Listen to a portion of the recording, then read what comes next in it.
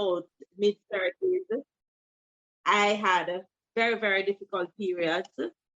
And I, struggled with a lot of cramps and pain, and, it's all very heavy periods, sometimes 11 days long. And when I was diagnosed with fibroids when I was about 33, 34, I tried as an experiment to change the way I eat, because my doctor was saying to me that I have to do this major surgery. And I was dreading trying to do this surgery. I've done major surgeries in my life. I was dreading the whole process. So I'm like, you know what? I'm going to try this thing as an experiment.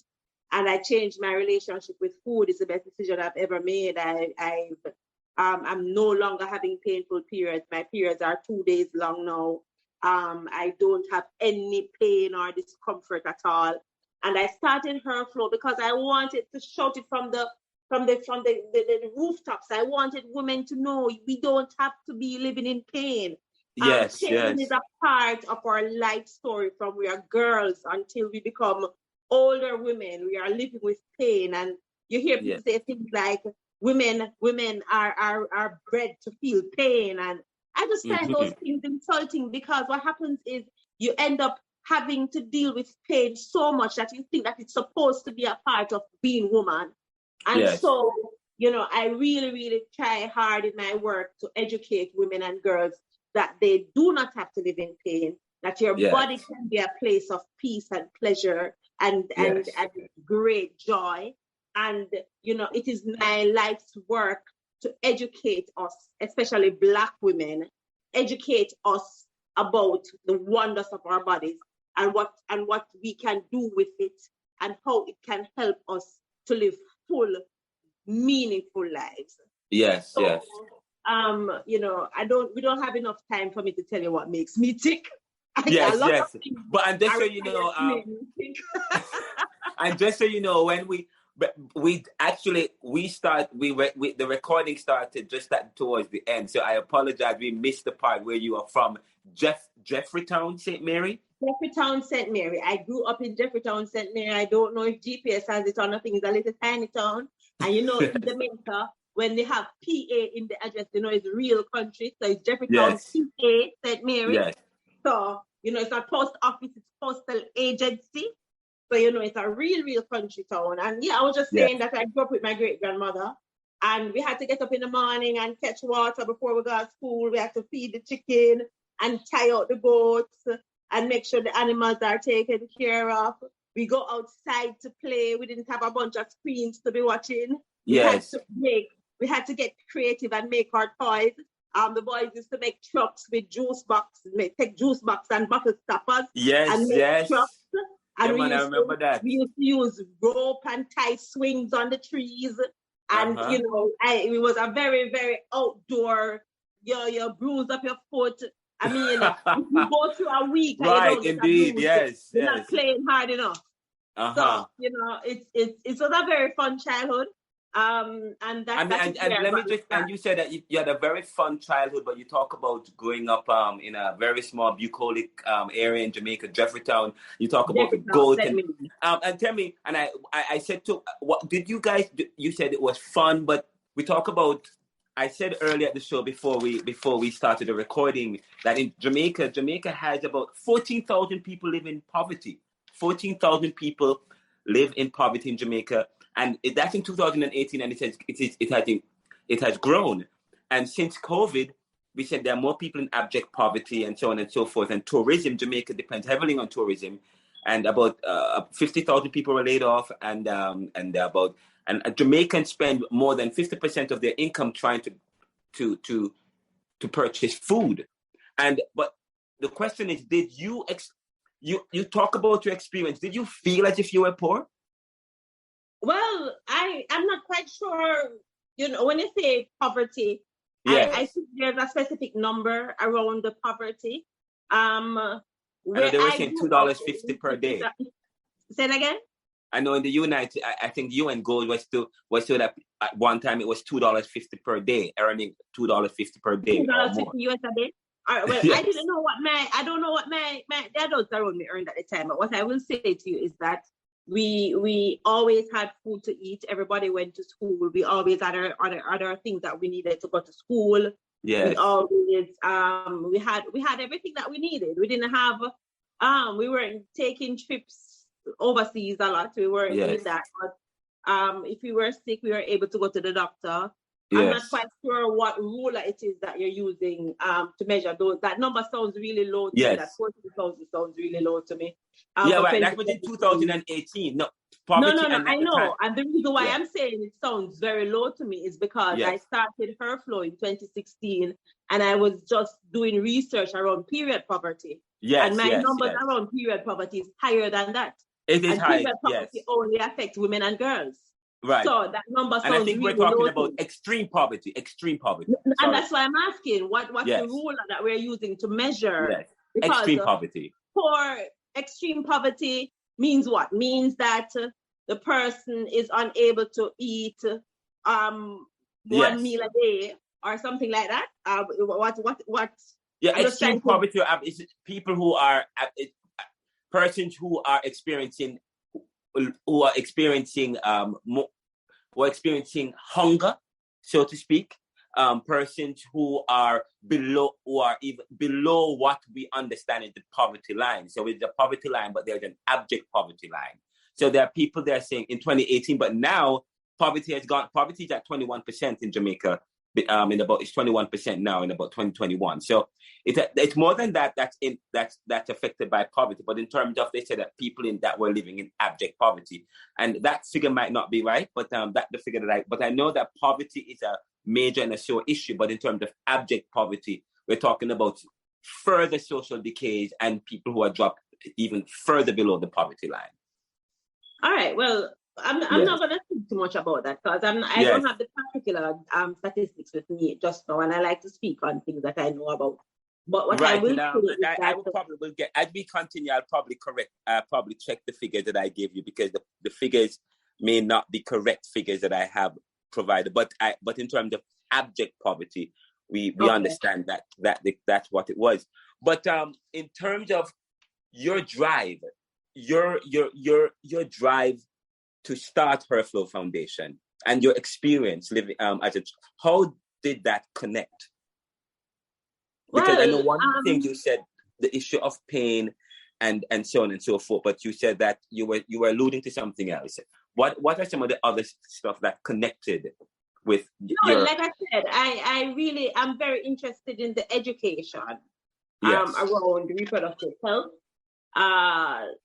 Comprehensive sexual and reproductive health education must be in schools. That's not the case in Jamaica right now, because a lot of the schools in Jamaica are founded by churches, and the more religious the school is, the less they think sexual and reproductive health education is important, because they believe that if we talk about sex to children, they'll just want to have more sex, and that whole premise don't make any sense, but it's what it is.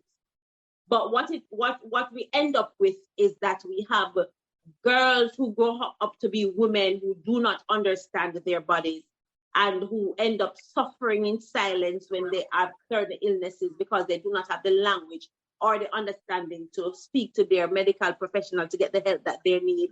And that's why I talk about pain, because if we accept pain as normal, then we will ignore the purpose that it serves, which is to warn us that there is something in our bodies that we must take a look at, that we must examine, that we must figure out.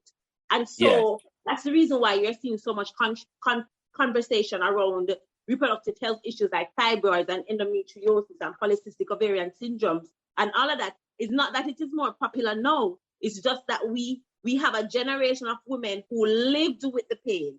They could have had endometriosis and they just didn't know, because them just figure say, well, because I'm a woman, feeling pain is normal, being a woman. And they suffer through years and years of endometriosis, not knowing that it's something that can actually be treated and that their quality of life can be improved. So that is why the education is so important to me. So when I started HerFlow, I visited 3 high schools in the first year. And the first school I went to was Holy Trinity High. And I met a young lady who said to me, I did a period workshop, and, I was talking to the students individually. And she said to me, I can use one pad for 5 days. And after I lift my jaw off the floor, I asked her how she did that. Yes. One pad for 5 days. Okay. She said, well, usually she don't have any money to buy pads. So what she would do is she'll go to the guidance counselor and ask her for products, and guidance counselor will give her one single pad, and she knows she has to make it last as long as she possibly can. So what she would do is she'll put tissue on top of the pad, and she'll change the tissue. Oh, wow. So she try to avoid soil in the pad as much as she can. And even if it is soil, she'll just put the tissue on top of it and just keep on changing the tissue. Okay. That is how I started paying attention when I go to the schools and ask them, what's happening with what do we do when the girls don't have any menstrual products? And when I was examining even closer, I realized that through the past program, we have approximately 80-something thousand pubescent girls on the past program that only gives them food. The past program does not supply them with menstrual products. So I thought to myself, if they don't have the money to buy lunch, then they don't have the money if they have their periods to buy menstrual products. When I started to discuss this with the guidance counselors and the school nurses, they confirmed my suspicion and said that what they do is sometimes they will have their own personal stash and they will give them out of their own personal stash, but it's never enough. So that is how the period poverty project side of HerFlow started. But HerFlow is not just about period poverty. Okay. HerFlow's mandate is to empower Jamaicans about reproductive health through education and mentorship. Ending period poverty is a project. And I would like to end period poverty so I can get to the education of it all, because that is still our most important issue that I think we must have. Thank you so much. And that is very important. And by the way, it's the Borgian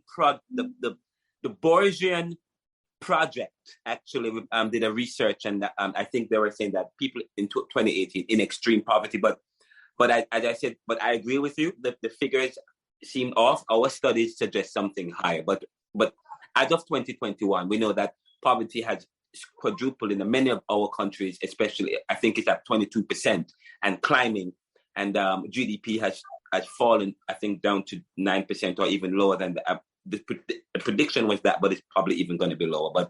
But those are some of the issues. But you are here. Not only are you looking at ending period poverty by provide and tell me a little bit of work in terms of period poverty, and then I want to talk to you about also the education piece, because education is very important, because it talks about building human capital. Well, the education part of it goes with supplying the products. So we don't just supply products to schools and say, okay, well, here you go, take products. We actually conduct workshops and we teach the kids how to use the products. We include the boys in the conversation. That's a massive, massive important part of it for me personally, because I grew up in a house where men were not supposed to experience my period. I remember that statement because that statement was said to me by my grandmother. You must hide your period so well that the men in the house must never experience your period. Mm-hmm. And experience your period part means if the unopened pack of pads is on the counter in the bathroom, that is a no-no, because they're not supposed to see any evidence of it. And my whole thing is, why do we have to hide our periods? The jig is up, the secret is out. If you're of a certain age, you have a period. That's just what it is. So this idea of hiding it, and we're still coming from the religious standpoint where periods are unclean and periods are to be kept private, and all of those sort of cultural insights where periods are concerned are some of the things that we tackle with a lot of the education programs that we have at HerFlow, because we want to normalize conversations about periods. I'm telling fathers to go in the store and go and stand up in the aisle and read about different menstrual products. I'm telling single men to have menstrual products in them glove compartments in them car. Can you imagine what kind of big up you'll get from a woman that you're trying to date? You're in your car one day and you're giving her a ride someplace and her period starts and you already have the products in your car. Hello, right, sir. right, yes. So it's just some simple things. Like we have to stop acting as if period is this dirty little secret that must be kept by the people experiencing it. And so the education part of it is absolutely integral. What we do as it relates to providing products is that we speak to the teachers and the guidance counselors, try to get a grip on how many students are affected by period poverty, which based on our research that we have done on the ground in the schools, about 44% of the girls are affected by period poverty. 24% of them don't go to school when they have their periods, so they're just absent. The guidance counselor can actually look at the register and give us that information. And about 20% of them, what they do is they find alternate ways to manage their period. So they'll get some old shirt or some old towel and they'll make their own native product. Some of them will use old newspaper. Some of them just try to steal the tissue out of the bathroom. So what they do now is some of the schools don't even leave the tissue in the bathroom anymore because the girls will go in there and steal it because that's what they need for their menstruation. So that's why we have to make sure that menstrual products are available in all of the schools for free, so that all the students can benefit from it. So that has been the biggest action that we've done. Since HerFlow's inception, we've donated just over 4 million menstrual products to public schools in Jamaica. So far, we're going to hit 5 million this year. And this year, we have gone into clinics for the first time. So we have menstrual products for free in 15 clinics right across the island, one in each parish here right now. And we did that because in COVID, the need increased in COVID. And we had a lot of grown women calling, asking for help. And so instead of me trying to ship products to them, which is what I used to do, I just said, go to the clinic in your parish. And I tell them what clinic to go to. And they can walk in, no questions asked, and get their free menstrual products. Oh, wow. Let me tell you, this is deep. I'm just so you know, I mean, by the way, one of your assistants sent me an email about the program, and I'm going to be promoting the program as well. I think this is very important. I've learned a lot so far, but I think you said I got an email about 3 million, and I've been telling people it's 3, but you've actually... that number needs to be updated, but it's fine. Yes. It passed, that was 3 million last year. It passed that number there last time. And I like you do anthropological work, which is ethnographic, and I tell people who work on the ground, people who do field work, they have a gist of what's going on. You say here, which is quite, and I'm going to repeat what you just said earlier. You said that there are 44% of the girls are affected by period poverty, and 24% don't. Usually, 24% do not go to 24% don't go to school. They don't actually go to school. They don't go to school. And then you talk about the issue of religion. You talk about the issue of gender. You talk about the issue of stigma and how that plays a role. You talk about, and so, the work is an uphill task here. You're trying to help educate while at the same time also provide the mechanisms and the tools and the aid. But you're also fighting against a culture. You're talking about changing the way people think about, in terms of men and religion, about girls and their cycles and so on. How is it that? What kind of challenge are you having, or are you experiencing any pushback? And then as you do this work, because you're also helping people to think differently about certain practices and beliefs. Well, I'm 7 years in now, so the people who have been pushing back stop pushing because they realize that it's not working. But initially, I got a lot of pushback from religious groups because they were completely against boys being a part of the classroom because they thought that by exposing boys to periods, you're feminizing them. Which I don't know, it never made any sense to me then, and it still don't make any sense to me now. Because the thing is, boys live in houses with women. They are in classrooms with women. They experience women everywhere they go. They're around period every day. So the idea that this thing is hidden from them, it never made sense. And I remember I had this entire conversation with a mother who was so upset that I gave her son a kit, because when we go to the schools to do the menstrual workshop, we give them with each of the girls a period kit, and in the kit it has all the products and stuff that they need. And we don't automatically give the boys. We'll give it to the boys if they'll ask for it. Because sometimes they'll come and they say, Miss, can I get one from my mother or one from my sister or so? And if they ask for it, we give it to them. This particular young man was so excited about the course. He went home and he asked his mother for her to lend him one of her panties so he can show her how to put the pad on the panty. And she lost her mind, called the school, wanted to speak to the principal. She didn't send her son to school for that. Who give her son panty and come home with pad? And what kind of nastiness is that? And she tell me some words. And after she done cuss me off, because the principal called me and I said, Miss Weeks, I really go and ask you to talk to this parent because I don't know what else to tell her. And she cussed me off and she tell me how me trying to turn her son homosexual. And she tell me all the things. And after she done cuss me off, because I sit down nice and calm when people cussing because I can't fight. After she done cuss me off, I said to her, I said, who are you live with the son? She said, it's him alone me have. And I don't want to turn him into the Jamaican colloquial word. Yes. I said to her, what if something happened to you one day and he needs the help? Doesn't it make sense that he knows what to do? In that moment, she stopped. And then it clicked to her that I can actually benefit from this. And the entire conversation changed. Right.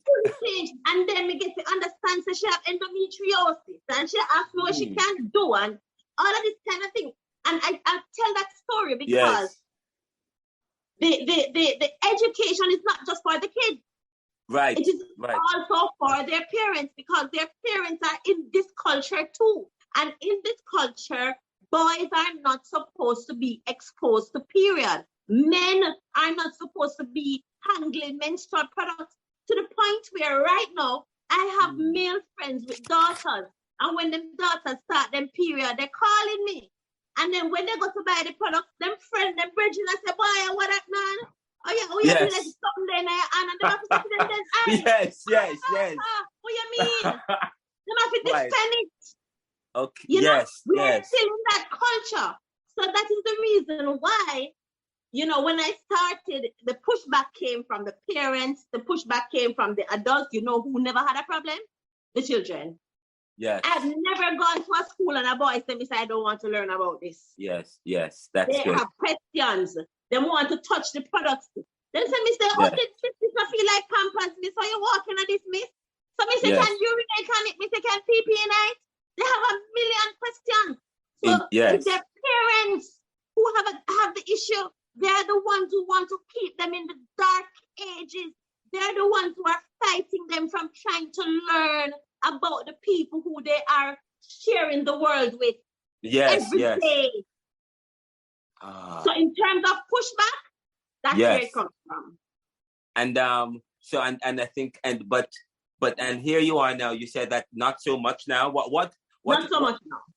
And so how are people changing now? What are you seeing in terms? And I know you said you still have issues with, and we're going to talk about in terms of support, in terms of government support at the national level, and where you get to support. But and as I get into that, what are some of the changes and what did you have to do or to bring about that kind of change? Well, I will take full responsibility for a lot of the change that has happened, because I forced people to have conversations.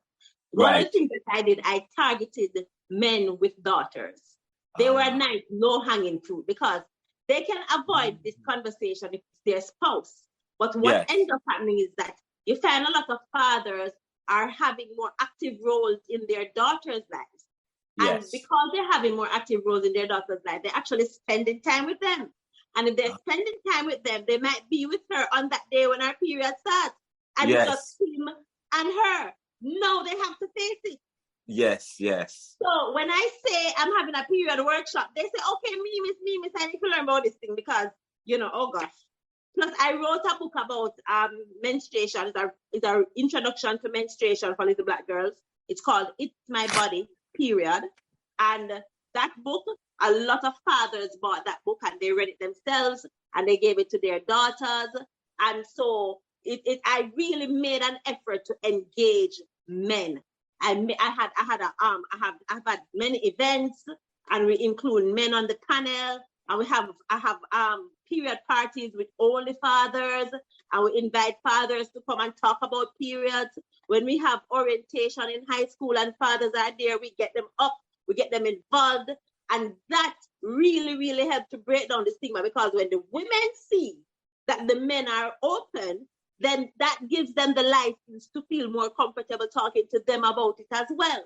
Because one of the things that we say to even, you have women who are married to men, and these women have horrible, painful periods all this time, and their husband never know, because they always like keep it to themselves because they don't want to be a mother to him. And I'm like, really, man? And if that man have a little headache, you have to stop what you are doing up to go nurse him. Yes. And you don't, he has no problem sharing his pain with you, and you are keeping your pain to yourself. That don't make any sense. So we're opening up the conversation. And another thing that helps to get more people talking about period is that they see what is going on internationally around period poverty. Countries like Scotland and New Zealand, they have made menstrual products free for all of their citizens. And it is in the news, and they see what is happening on social media, and they see what is happening, and they hear the words period poverty, and people are getting in the hip to it now and getting in the know. So a lot more people are joining the conversation. So it's not so taboo anymore. Right. And you know what? And I'm going to touch on two things. This is very important. And why and you talk about Scotland and New Zealand. Why is period poverty, or dealing with the issue of period poverty? I know you made reference to it, but why is it an important issue to tackle in terms of dealing with the whole issue of poverty? Why is that so important in terms of dealing with the whole issue of poverty? Well, first of all, the people who are affected by poverty most is women. Women and girls are mostly affected, there's a higher number of women and girls affected by poverty than boys and men. The next thing is... Oh, thank you. I'm sorry. This is interesting. This thing is sweet.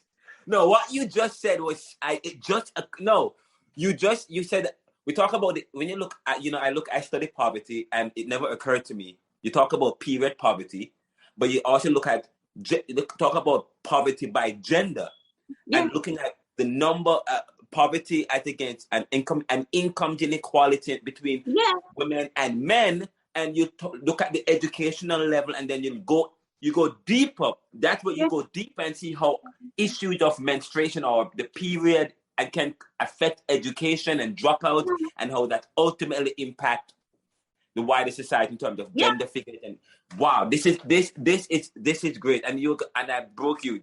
I apologize. But you were going to say something else. Right. So I was just saying that more women are affected by poverty. Yes. Let's start there. Indeed. The next thing is that period poverty is not a personal thing that a woman who can't deal with her business needs to sort out, because it's an indication that she's disorganized. Right. What period poverty represents is a woman's inability to take care of her family. When a woman pop down, the family pop down, which means the community pop down. Let us be clear. When you empower a woman, you empower a community. So if that woman cannot go to work because she has her period, she can't leave the house because she don't have any menstrual product, she cannot get to go to work. If she's at work and her period starts, her productivity falls. Because she cannot manage her period, because she does not have the products to manage her period, which is one of the reasons why we're starting a campaign to get corporate Jamaica to provide menstrual products in their bathroom, so all of their staff members can have the tools that they need to do their work at work. Right? So now you're taking it beyond school. You now want to go into the and just because you're dealing with this is a very core issue, because when we talk to businesses are always thinking about generating revenues and productivity, and as someone who worked in corporate America, what is important? Productivity. And you're saying that the issue of this period poverty also can affect productivity. Correct. So your work here is very important, not only at the education or the school level, but also at the professional level. Yes, because now her productivity is affected. Is she producing? What is she doing in terms of her work? What's the quality of her work when she's sitting at that desk and she's bleeding through her skirt onto your nice pouch that you have to pay somebody to clean? Yes. So now that's another expense because she does not have access to the basic need, which is menstrual products. Now, when you look at overall productivity and you look at the fact that something as simple as menstrual products can derail, we can have all of the goals that we want to have in the world. So we want to have a place where gender equality is there and climate change is dealt with, and we want to ensure that, opportunities in technology are there for young people. And all of these beautiful things, love them so nicely. If we have women in the society who can't even leave their yard, all of those plans, all of those goals will not be reached. Yes, that is true. And some of the things that these women do to manage their periods put them in a situation where they harm themselves. And so now the health system has to take care of the infections that they have, which is another expense. So if you look at it, the cheapest solution is to provide the products so that they can get to function with dignity in this society. New Zealand isn't more generous than everybody in the world. They did the maths. They saw that if they were to provide this basic need, they can make sure that their productivity increases, the overall quality of life of their citizens increases, and they know that whenever they empower a woman, they empower a community. So they empower the whole of the woman them and just watch New Zealand fly. Oh, and and of course you're also investing in the human capital, or you're facilitating the human capital. And that is the United Nations 2030 goal as well. But what is Jamaica, in terms of the national policy on this mentoring and teaching and educating people about women's health and in this particular area and about ending period poverty? What has been the national policy in Jamaica, and what has been the support? And since you started, what changes have you seen in Jamaica on the ground in terms of the policy and the attitude? There is no national policy when it comes to women in Jamaica. I've been very critical publicly of the government, the fact that in all of the great plans that we're making, all of the goals that we have set for ourselves, we have not included women, and we do not have anything on the books to deal with issues that affect women. Now, female reproductive health issues affect over 80% of Jamaican women. That is not me talking, that is the doctors who treat women, the gynecologists talking.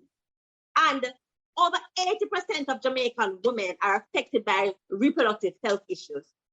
Yes. I've had conversations with gynecologists, and they're saying to me that they are doing 3 to 5 hysterectomies a week on Jamaican women. Now, hysterectomy is not a vitamin pill. When the doctor says you have to do a hysterectomy, it means that you have reached a state where that is your best outcome, that will give you your best outcome. What is causing so many of us to need hysterectomies right now? There's no study around anything that affects reproductive health in Jamaica. So if we talk about policy, we have not even looked at what is causing so many women to be having all of these issues. Now we're talking, in terms of health, we're talking about non-communicable diseases, which I think is a very important conversation. But one of the problems that we don't talk about when we talk about non-communicable diseases is how does reproductive health issues fit into that?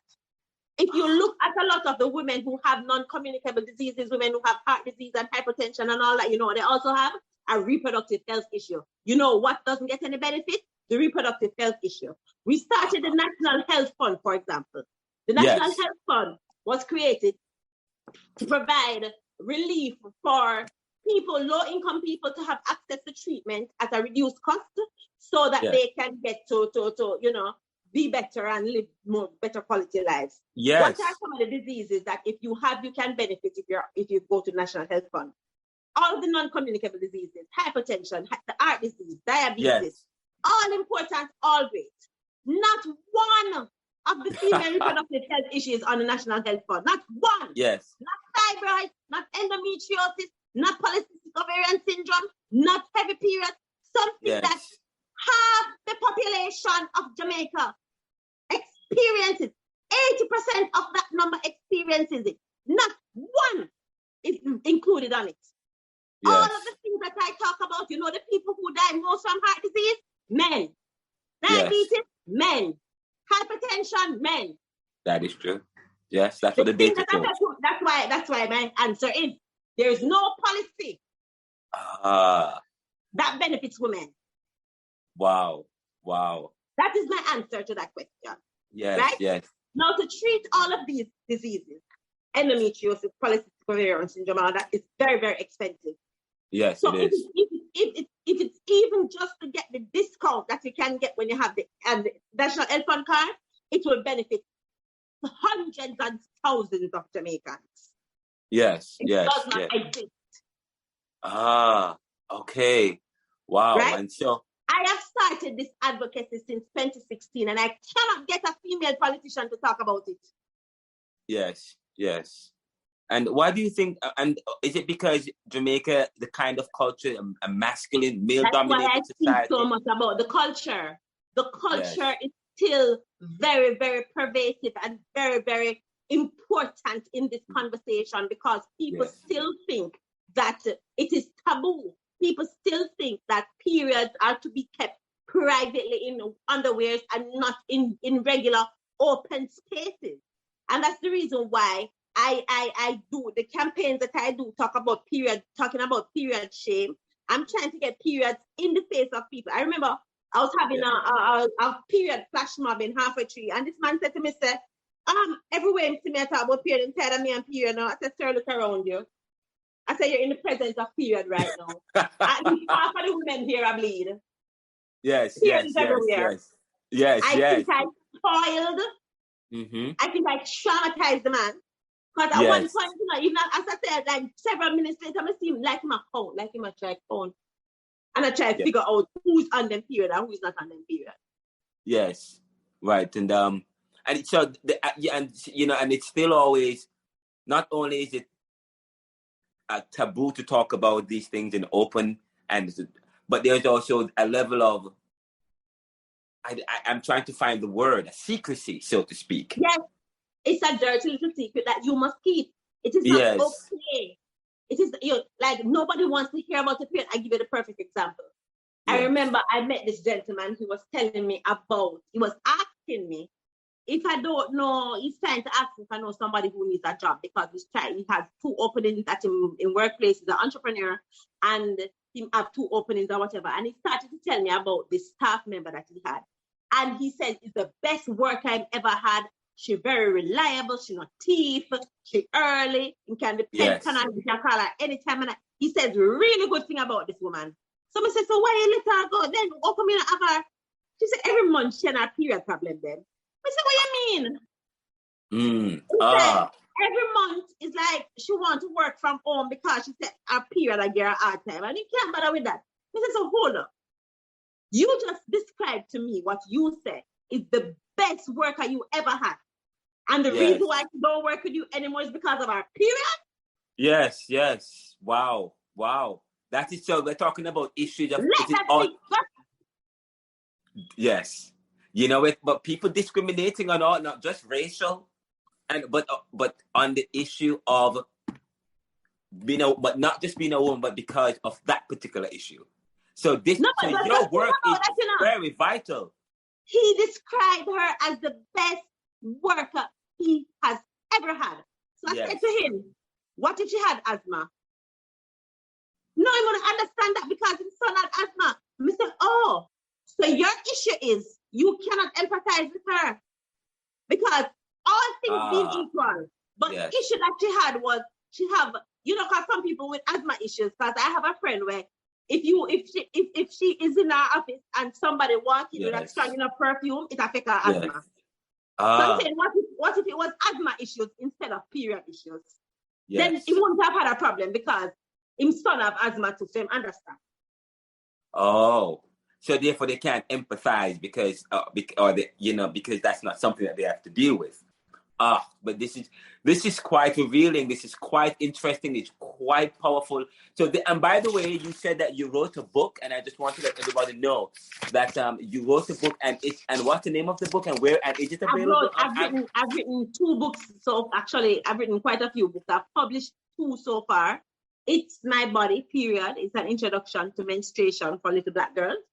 And that book, it's all on my website. If you go on my website, you'll be able to see it. EmbraceHerFlow.com.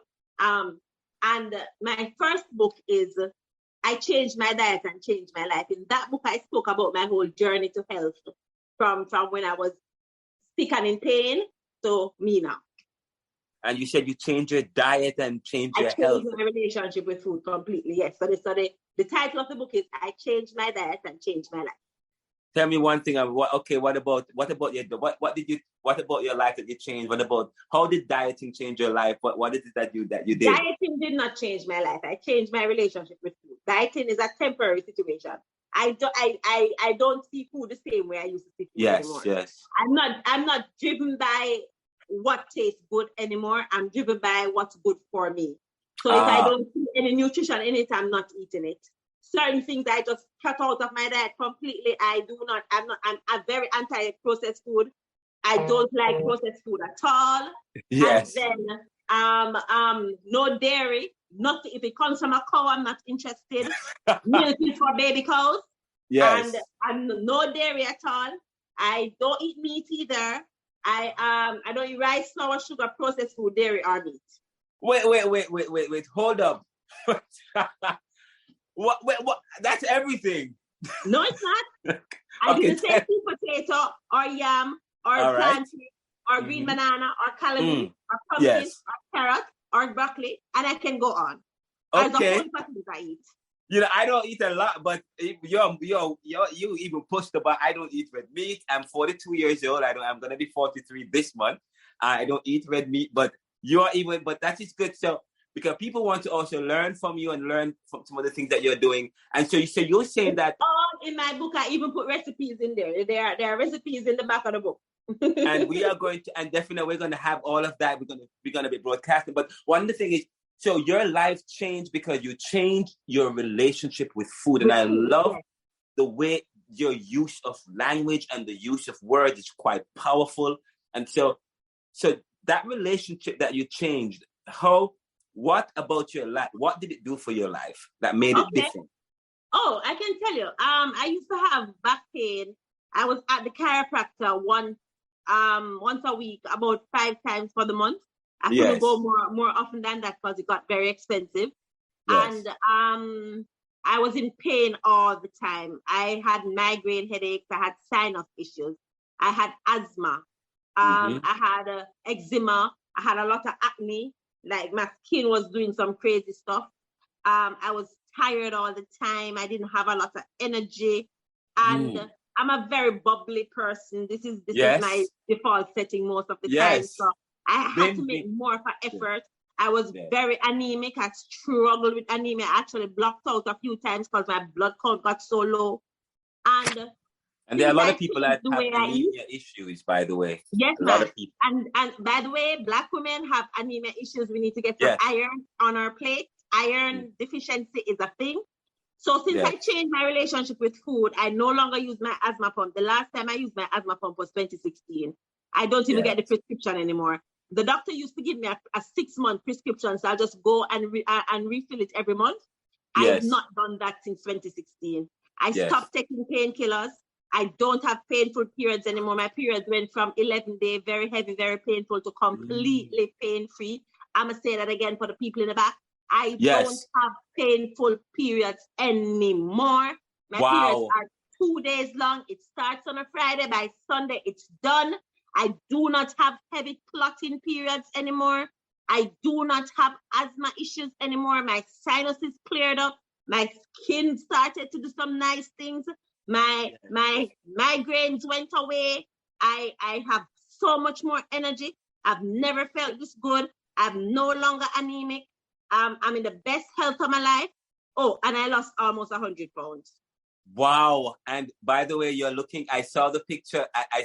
Right now you're looking great. And I saw the image, the picture when you received the Governor General's Award, and you look really good, and you have come so far, and you have so much to offer. By the way, just so you know, I learned recently by looking at our metrics and our analytics that a lot of men listen to this show, and here we are talking about issues, and I almost made the mistake of saying issues that women have to, but it's not just a woman issue, but it's an issue for women and men. Yes, correct. Correct. And that's why I say we have to include men in the conversation. This is not a personal problem anymore. This problem affects all of us. We have to include men in the conversation. And gentlemen, get involved. Ask questions. Go to the gynecologist with her. See what she has to go through. Her body is not just for you to enjoy. It's a lot of things she has to do to maintain it. Participate. Sometimes all she needs from you is a foot rub or a shoulder rub or whatever kind of rub she like rub.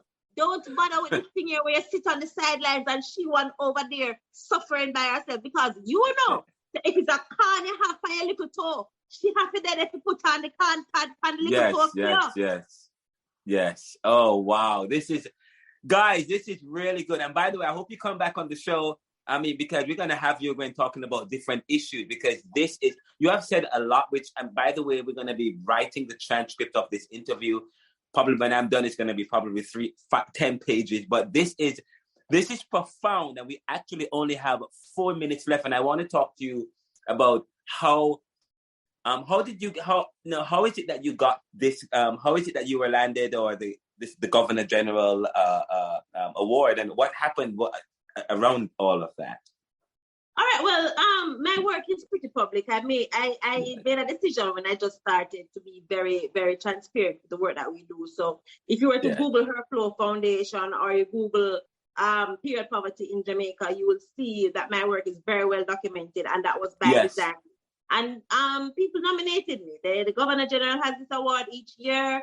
And they ask people to nominate persons that are doing amazing work in their community, people who are really, really bright. So there are a lot of persons who like, seriously, I heard this one guy get mostly 20 subjects and he's going to Harvard and he have about 10 degrees. Brilliant Jamaicans doing amazing work. Yes. So, it's a very, very great group. They said they got over 500 nominations and they chose 40 people. And I was just so, so, so honored to be a part of those 40 people, because we do really have some Jamaicans on the ground trying to make a difference. Yes. And I'm so happy to be a part of that group, because my work, like I said to you earlier, is really not about me. It's about the people that I serve. And I really try my best to make sure that we give them the best that we can give them. And we try to put them in a position so that they can function in dignity. And that's what it's about for me.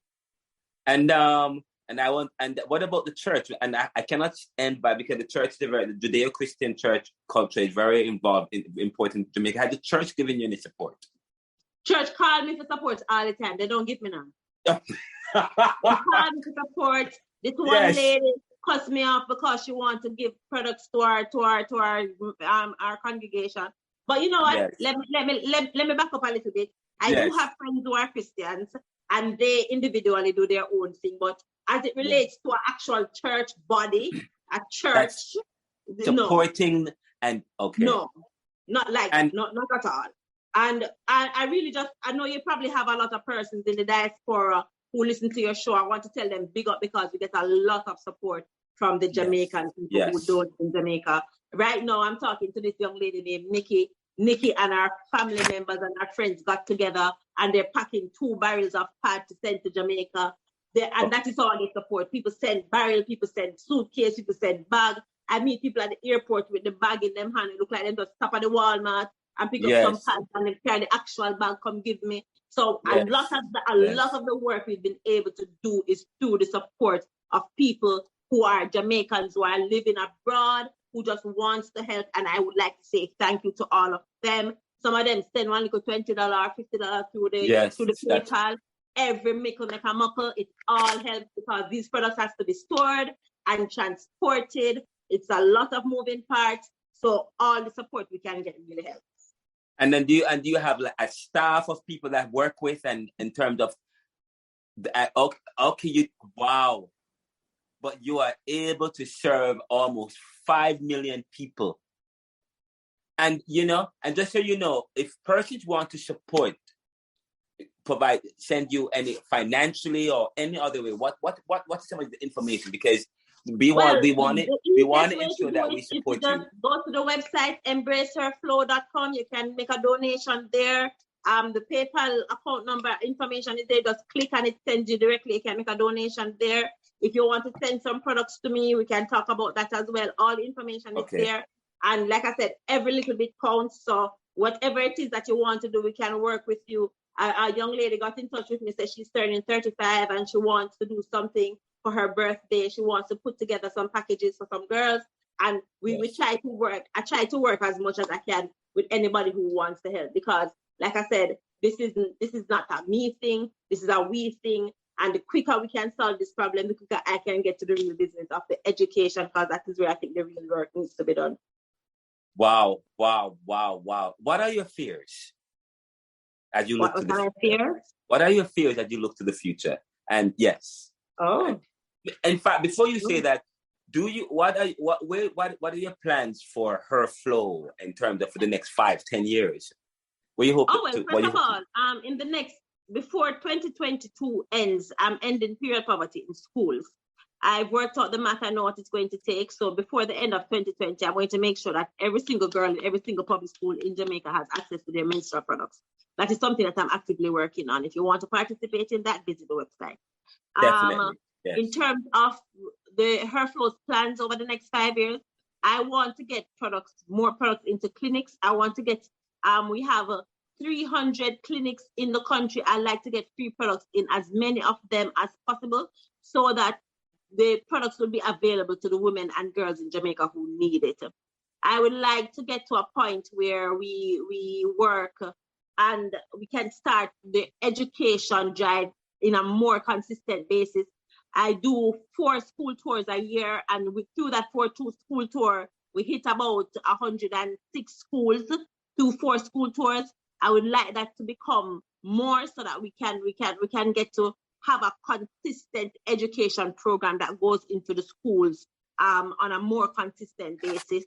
In the next 5 years, I would like to see comprehensive sexual and reproductive health education as a part of the mandatory curriculum in schools, right up there with maths, English, and science, because it is definitely necessary for us to understand ourselves and our bodies so that we can function in dignity. And we cannot do it unless we tell the children the full truth. Oh, wow. So you have a plan for the future, and this is really good. And so the next question, I had another question to ask, but I think it slipped me. But what are your fears as you look to the future? Because you have these plans. And by the way, yes, before you answer, yes, I remember as you talk about education and so on, so as to develop consistency.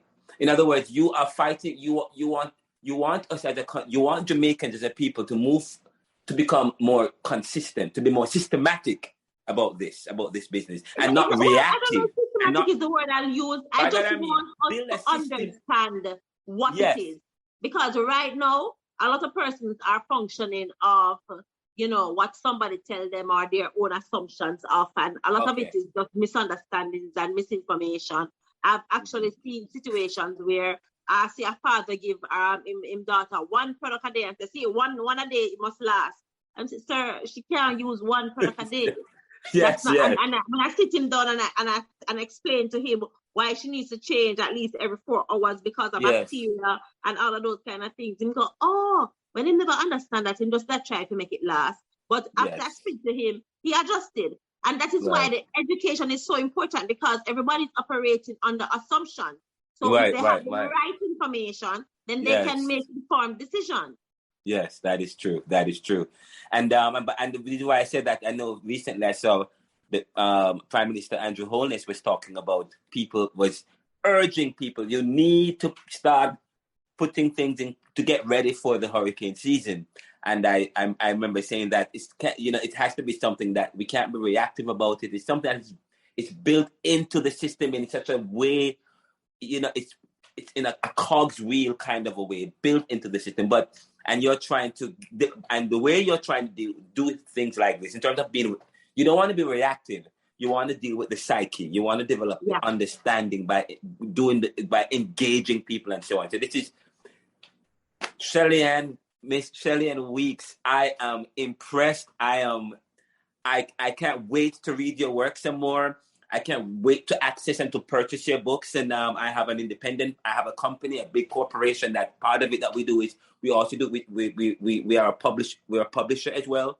So we promote other people's work and we do research, but I want to delve into that. And, the last question is, what are your fears as you think about the future and all these other things? What are your fears and your concerns? You asked me what my fear about 4 times now, and I'm trying to come up with something. I don't want to say that I'm fearless. It's just that I'm not driven by fear at all.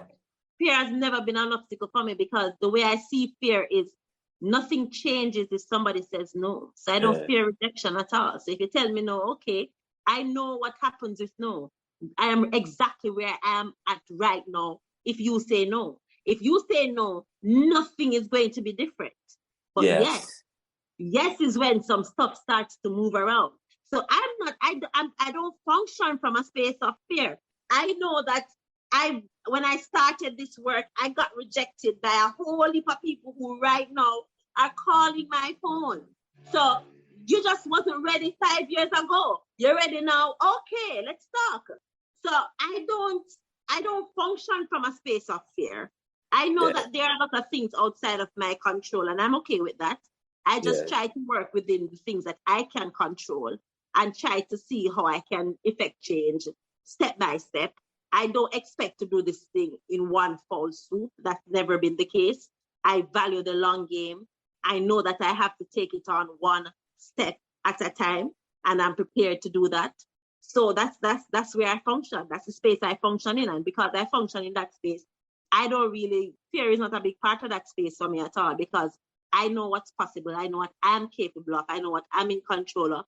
And for the stuff that I'm not in control of, I just work with it as much as I can. And if it's no, then we move on till we get a yes. We're not afraid of no.